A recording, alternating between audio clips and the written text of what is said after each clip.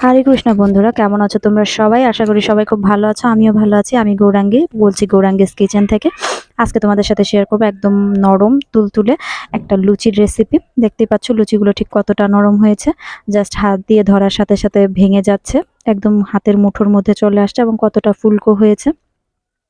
এখানে আমি নিয়ে নিয়েছি ময়দা, নিয়ে নিয়েছি 1 চামচ পরিমাণ লবণ, এবং নিয়ে নিয়েছি 2 চামচ পরিমাণের একটু বেশি চিনি। লুচির ক্ষেত্রে চিনিটা খুবই গুরুত্বপূর্ণ। লুচিতে অবশ্যই চিনিটা ব্যবহার করতে হবে। এটা লুচিটাকে সফট হতে খুব বেশি সাহায্য করে। এখানে আমি প্রায় 4 কাপের কাছাকাছি ময়দা নিয়েছিলাম। দিয়ে দিচ্ছি হাফ কাপ পরিমাণ তেল। এখানে তোমরা ঘি ব্যবহার করতে পারো। ঘি ব্যবহার করলে সেন্ট অনেক ভালো হবে। তো হাফ কাপ পরিমাণ তেলটাকে আমি খুব ভালোভাবে ময়দার সাথে মিশিয়ে নেব। একটু সময় নিয়ে মিশাবো, যাতে সম্পূর্ণ ময়দার সাথে তেলটা খুব ভালোভাবে মিশে যায়। এখন এর মধ্যে আমি অল্প অল্প করে জল দিয়ে একটা শক্ত ডো তৈরি করব। অবশ্যই ডোটাকে শক্ত তৈরি করতে হবে।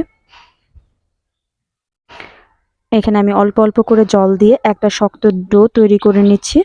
আর লুচির ময়দাটা যতটা বেশি সময় ধরে তোমরা মেখে নেবে, লুচিটা ঠিক ততটাই সফট হবে। তাই একটু সময় নিয়ে লুচির ময়দাটাকে ডো মেখে নিতে হবে। এখানে ময়দাটাকে আমি মেখে নিচ্ছি অল্প অল্প। অবশ্যই অল্প অল্প করে জল দেবে, একসাথে জলটা দেওয়ার চেষ্টা করবে না, তাহলে কিন্তু ময়দাটা নরম হয়ে যাবে। এখানে দেখো ময়দাটা আমি মাখিয়ে নিয়েছি। এখন 20 মিনিটের জন্য বা 10 মিনিটের জন্য রেস্টে রেখে দেবো। তোমরা সময় অনুসারে রেস্টে রেখে দেবে। 10 মিনিট পর আমি ফিরে এসেছি। দেখো আমার ময়দাটা কতটা সফট হয়ে গেছে।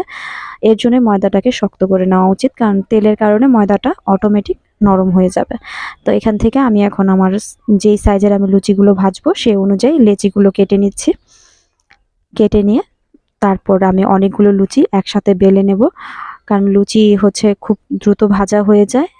ভাজতে ভাজতে বেলাটা খুব কঠিন। তাই আমি খুব অল্প কয়েকটা লুচি বেলে নেব, তারপর ভাজা শুরু করব।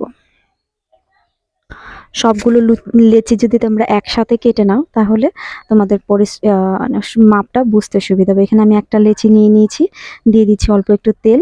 লুচিতে কখনোই ময়দা ব্যবহার করবে না, এতে তেলটা নষ্ট হয়ে যায়। ময়দাটা তেলে পুড়ে ময়দার রংটা নষ্ট হয়ে যায় এবং পরবর্তী লুচিগুলো কালো হতে শুরু করে। এখানে আমি অল্প একটু তেল দিয়ে লুচিটাকে ঘুরিয়ে ঘুরিয়ে সুন্দর করে বেলে নেব। 4 সাইড ঘুরিয়ে ঘুরিয়ে বেলতে হবে, যাতে কোনো এক সাইড মোটা না হয়ে যায়। কোনো এক সাইড মোটা হয়ে গেলে সাইডটা ফুলবে না বা ভাজা হবে না, সেক্ষেত্রে লুচির স্বাদটা নষ্ট হয়ে যাবে। তাই আমি ঘুরিয়ে ঘুরিয়ে এভাবে 3টা থেকে 4টা লুচি বেলে নিচ্ছি। প্রত্যেকটা লুচি তোমরা চেষ্টা করবে একইভাবে ঘুরিয়ে ঘুরিয়ে বেলার জন্য। যদি ঘুরিয়ে ঘুরিয়ে বেলা না হয়, তাহলে লুচিগুলোর মোটা চিকন হবে, খেতে ভালো লাগবে না, দেখতেও ভালো লাগবে না। অন্যদিকে আমি কড়াইতে তেল বসিয়ে দিয়েছি, এবং তেলটা গরম হতে হতে আমি আরো কয়েকটা লুচি বেলে নেব। লুচির তেল অবশ্যই হাই হিট থাকতে হবে, তাহলে লুচিটা দেওয়ার সাথে সাথে ফুলে উঠবে। আর লুচির তেলটা যদি হাই হিট না থাকে, তাহলে দেখা যাবে যে লুচি ফুলে উঠছে না, শক্ত হয়ে যাচ্ছে। দেখো আমার তেলটা হাই হিট, লুচিটা দেওয়ার সাথে সাথে লুচিটা উপরে ভেসে উঠবে এবং ফুলতে শুরু করে দেবে। এভাবে প্রত্যেকটা লুচি আমার ফুলে উঠবে।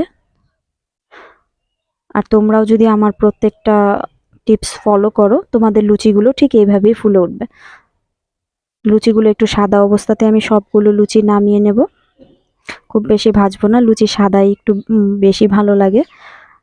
দেখতেই পাচ্ছ ঠিক কতটা ফুলে উঠেছে। এভাবে প্রত্যেকটা লুচি আমার ফুলে উঠবে। আশা করি তোমাদের লুচিগুলো এইভাবেই ফুলে উঠবে। আমি কিছুটা সময় উল্টে পাল্টে একটা লুচি তুলে নেব এবং আরেকটা লুচি ছেড়ে দেব। চিনি থাকার কারণে লুচিগুলো তেলও খুব কম টেনে নেবে। দেখো এটাও ছাড়ার সাথে সাথে একইভাবে ফুলে উঠেছে। লুচির ময়ামটা যদি ভালো হয় আর ময়দা মাখাটা যদি ভালো হয়, তাহলে অবশ্যই প্রত্যেকটা লুচি ফুলতে বাধ্য। আমি সবগুলো লুচিকে এইভাবে ভেজে নামিয়ে নেব। নামিয়ে নিয়ে ভগবানকে অর্পণ করে নেব। আশা করি আমার ভিডিওটা তোমাদের ভালো লেগেছে। ভালো লাগলে অবশ্যই লাইক করো, কমেন্ট করো, সাবস্ক্রাইব করে পাশে থেকো। তা আমি এই লুচিগুলো সবগুলোকে তুলে নিচ্ছি ভগবানকে অর্পণ করার জন্য। দেখো সাইড দিয়ে আমি আরেকটা লুচি ছেড়ে দিচ্ছি। এই লুচিটাও সেম ভাবেই ফুলে উঠবে।